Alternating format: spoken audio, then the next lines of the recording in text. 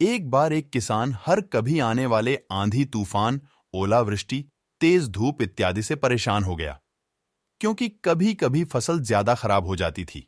इसलिए वह परेशान होकर ईश्वर से शिकायत करने लगा। किसान बोला, आप ईश्वर तो है, लेकिन फसल को कब क्या चाहिए इसकी जानकारी नहीं है।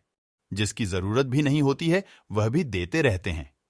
इसलिए आपसे मैं विनती करता हूं कि आप मुझे एक मौका दीजिए। मेरे कहे अनुसार मौसम कीजिए, फिर हम सब किसान अन्न के भंडार भर देंगे। ईश्वर मुस्कुराए और बोले, ठीक है, आज से तुम्हारे अनुसार मौसम रखूंगा। किसान खुश हो गया। किसान ने अगली फसल में गेहूं की बुवाई की। उसने जब चाहा तब धूप मिली, उसने जब चाहा पानी मिला। पानी की तो उसने बिल्कुल कमी नहीं आने दी। आंधी, बाढ़ और तेज धूप तो उसने आने ही नहीं दी। किसान खुश हो गया।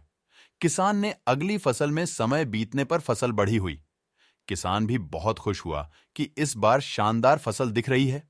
किसान ने मन ही मन सोचा कि ईश्वर को अब पता चलेगा कि अच्छी फसल के लिए क्या क्या जरूरी है। फालतू में ही किसान को परेशान करते रहते हैं। किसान फसल काटने के लिए खेत पहुंचा। गेहूं के पौधे की बालियों को हाथ लगाया तो उसके पैरों तले जमीन खिसक गई। उसने देखा कि किसी भी पौधे की बालियों में एक भी दाना नहीं था।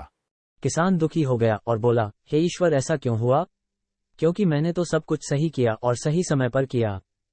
इस पर ईश्वर बोले, हे प्रिय किसान, ऐसा तो होना ही था, क्योंकि तुमने इन पौधों को बिल्कुल भी संघर्ष नहीं करने दिया। इन्हें ना तो तेज धूप में तपने दिया, ना ही आंधी का सामना करने दिया। इन्हें किसी भी प्रकार की चुनौतियों का सामना नहीं करने दिया। इसलिए बाहर से भले ही अच्छे दिख रहे हों, लेकिन ये अंदर से बिल्कुल खोखले हैं। इनके अंदर कुछ भी दाने नहीं। पौधे जब विभिन्न चुनौतियों का सामना करते हैं तो उनमें ऊर्जा पैदा होती है। यह ऊर्जा उनके अंदर सही सामर्थ्य पैदा करती, जिनके लिए वह बने हैं। दोस्तों, ठीक इसी प्रकार जब तक इंसान संघर्ष से नहीं गुजरता है, वह आदमी खोखला रह जाता है।